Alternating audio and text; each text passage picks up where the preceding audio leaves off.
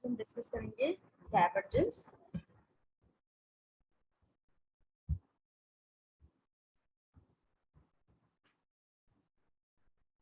Divergence of a vector. Divergence of a vector. If we have to find a divergence of any vector, then we have to calculate this quantity. That means divergence of V is equal to del dot A. Del is a differential operator and also known as a gradient operator. जब gradient हमने discuss किया था तो उसमें हमने देखा था del को हम किस टाइप से डिफाइन करते हैं। डेल हमारा इस टाइप से define, del over del x i plus del over del y j plus del over del z k. और इस डेल को हम किसी वेक्टर फंक्शन पर जब ऑपरेट करेंगे, A x i A y j and A z k, A x i A y A y and A z, it doesn't mean ax is the only function of x, ay is the only function of y, and az is the only function of z.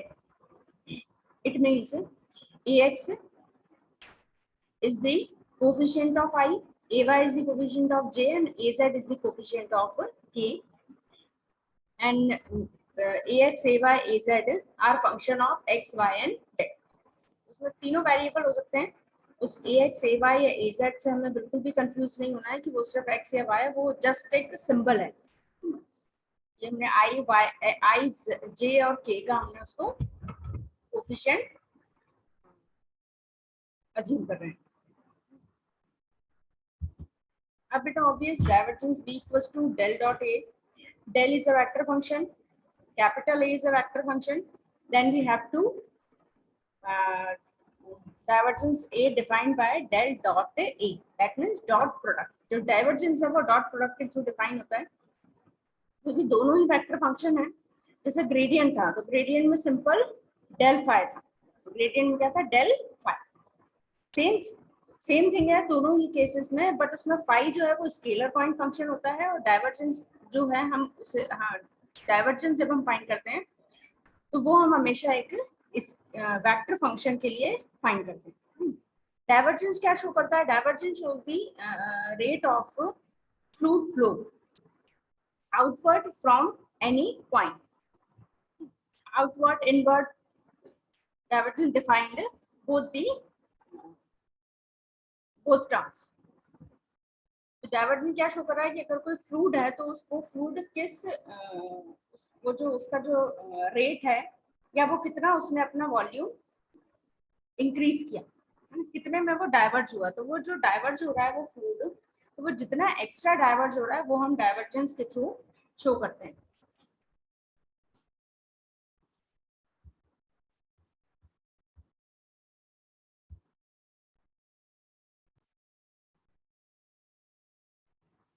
जब dot product है तो इसमें directions को भी हमें solve करना पड़ेगा। I dot I one, J dot J one and K dot K one. As you all know, when we apply dot product with opposite directions, then the result is 0. That means I dot j equals to 0, j dot k equals to 0, and k dot I equals to, or I dot k equals to 0. That's why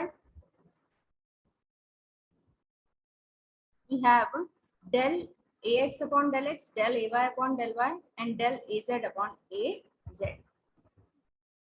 क्योंकि obvious है जब हम dot product apply कर रहे हैं तो आपको आई जे के भी सॉल्व करना है। आई जे के सॉल्व करना है तो वो आई जे के वाले टर्म में जब आप आई डॉट जे वाले पोर्शन पर जाएंगे तो वो 0 हो जाएगा। तो जब डेल ओवर डेल एक्स है तो डेल ओवर डेल एक्स किसको हम डिफरेंशिएट करेंगे? Coefficient of i, and coefficient of j differentiate with respect to y, coefficient of k differentiate with respect to Z.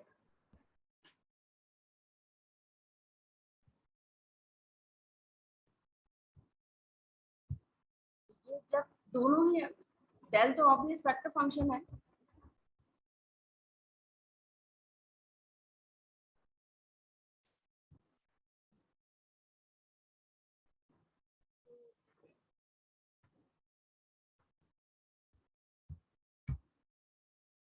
इसमें है कि जो आई का कंपोनेंट है वो एक्स के रिस्पेक्ट में y का कंपोनेंट y के रिस्पेक्ट, j का कंपोनेंट y के रिस्पेक्ट में और k का कंपोनेंट z का कंपोनेंट z के रिस्पेक्ट में डिफरेंशिएट होगा. Now discuss about this some physical significance of divergence. Clearly, physically, the divergence of a vector quantity represents the rate of change of the field strength in the direction of the field. Simple है, divergence क्या show कर रहा है कि fluid जो है वो कितना डाइवर्ज हो रहा है, मतलब कितना सिंपल, अगर सिंपल लैंग्वेज में हम बात करें तो कितना फैल रहा है. तो वो उसका वो जो डायरेक्शन में जितना भी डाइवर्ज हो रहा है वो उसका रेट ऑफ चेंज शो करता है डाइवर्जेंट. अब इसमें डाइवर्जेंट की तीन पॉसिबिलिटीज हैं, पॉजिटिव, नेगेटिव एंड जीरो. तो if the vector field the divergence of the vector field is zero, then the vector is called solenoidal vector. और जीरो है दैट मीन्स उसमें कोई चेंज नहीं है, मतलब उसका कुछ भी जो डाइवर्ज वो डाइवर्ज नहीं हो रहा है. जीरो है इसका मतलब है उसमें कुछ भी इंक्रीमेंट उसमें कुछ भी नहीं है वॉल्यूम का. रेट ऑफ चेंज उसका क्या है, जीरो. और अगर आप पॉजिटिव डाइवर्जन की बात करें दैट मीन्स वो डाइवर्ज हो रहा है, उसकी कुछ आपके पास पॉजिटिव वैल्यू है, वो अपने वॉल्यूम को एक्सपांड कर रहा है. और अगर नेगेटिव डाइवर्जेंस आता है, नेगेटिव का मतलब है कि वो डाइवर्जन जब हम डाइवर्जन के थ्रू हम क्या शो कर रहे हैं, वॉल्यूम इंक्रीज वॉल्यूम. तो इसका मतलब है जो वॉल्यूम है वो डिक्रीज हो रहा है. अगर वॉल्यूम डिक्रीज हो रहा है दैट मीन्स कोई भी चीज अगर श्रिंक हो रही है तो उस केस में उसका डाइवर्जन क्या होगा, नेगेटिव होगा. ठीक है. और अगर जीरो है दैट मीन्स वो स्टेबल है, उसमें कोई भी चेंज नहीं है, ना वो श्रिंक हो रहा है ना वो डाइवर्ज हो रहा है.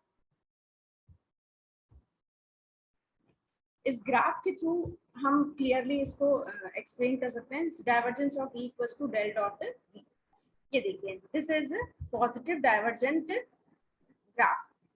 पॉजिटिव डाइवर्जेंट है सिंपल, अगर हमारे पास ये पॉइंट है, पॉइंट P, इस P पॉइंट के थ्रू हम डाइवर्जेंस फाइंड कर रहे हैं. तो ये P पॉइंट के थ्रू जो एरो आपके आउटसाइड डायरेक्शन में है ये शो कर रहे हैं कि वो उसका वॉल्यूम इंक्रीज हो रहा है उस पॉइंट के थ्रू. ठीक है. सेकंड ग्राफ में देखिए, सेकंड ग्राफ में वो उसका मतलब वो श्रिंक हो रहा है, जो भी हमारे पास जो ऑब्जेक्ट जो वेक्टर फील्ड है वो कैसी हो रही है, वो श्रिंक हो रही है. और थर्ड ग्राफ में देखिए, मतलब जो सी थर्ड वाले केस में देखिए तो क्लियर है, फर्स्ट वाले में positive divergent, second negative divergent and third case में क्या होगा, जीरो डाइवर्जेंट. जीरो डाइवर्जेंट इसलिए होगा क्योंकि जितना देखिए यहाँ से यहाँ तक इसने मूव किया और यहाँ इस पॉइंट उसने यहाँ से यहाँ तक मूव किया, लेकिन उसका जो बैक पोर्शन है वो वापस से इतना श्रिंक हो गया. तो जितना वो डाइवर्ज हो रहा है उतना सेम अमाउंट में वो श्रिंक हो रहा है. तो जब सेम अमाउंट में डाइवर्जेंट और श्रिंक हो रहा है तो डाइवर्जेंट क्या हो जाएगा, जीरो, क्योंकि जब वो पॉइंट वो जो फील्ड है वो स्टेबल फील्ड है. ठीक है, वो स्टेबल है, उसमें कोई चेंजेस नहीं होगा, ना वो लेस हो रही है ना वो बढ़ रही है. ठीक है, ना डाइवर्ज हो रही है ना वो श्रिंक हो रही है. तो इसलिए फिर उसका डाइवर्जन क्या होगा, जीरो डाइवर्जन होगा. तो जब हम पॉजिटिव डाइवर्जन की बात करें तो पॉजिटिव डाइवर्जन में बहुत सारे एग्जांपल हैं, जैसे वाटर है, ऑयल, एयर, ये सब पॉजिटिव डाइवर्जन के एग्जांपल है. नेगेटिव डाइवर्जन में जैसे कोई चीज अगर सिंक हो रही है तो उस केस में नेगेटिव डाइवर्जन का एग्जांपल होगा प्लास्टिक. प्लास्टिक को जैसे जब हम बर्न करते हैं तो उसका वॉल्यूम कम होता है, बढ़ता नहीं है उसका वॉल्यूम, क्या होगा, उसका वॉल्यूम कम है, तो वो नेगेटिव डाइवर्जन का एग्जांपल है. जीरो डाइवर्जन, तो जीरो डाइवर्जन में कोई भी चीज है, बेटे मोबाइल है, इसमें कोई डाइवर्जेंस नहीं होता, ये एज इट इज है. तो इनमें अगर आप उसका डाइवर्जेंस फाइंड करोगे तो वो डाइवर्जेंस क्या हो जाएगा, जीरो. ये था डाइवर्जेंस. नेक्स्ट जो हम डिस्कस करेंगे नेक्स्ट लेक्चर में, जब हम डिस्कस करेंगे तो नेक्स्ट टॉपिक है कर्व. तो क्लियर है, डाइवर्जेंट में तीन केसेस हैं, पॉजिटिव, नेगेटिव एंड जीरो. ये डिपेंड करता है वॉल्यूम पर. अगर वॉल्यूम इंक्रीज हो रहा है then we have then the divergent we will get a positive divergent. If some if volume अगर डिक्रीज हो रही है, श्रिंक हो रहा है, श्रिंक वाले केस में we will get a negative divergent. और दोनों नहीं है, ना श्रिंक हो रहा है ना उसमें डाइवर्जेंट है, मतलब वो फिक्स्ड है, कोई भी चीज फिक्स्ड है, तो उस केस में फिर क्या होगा, जीरो डाइवर्जेंट। और डाइवर्जेंट फाइंड करने के लिए सिंपल डेल डॉट डी, इसके थ्रू हम कैलकुलेट करते हैं, where D is a vector function and del is a differential operator. Thank you.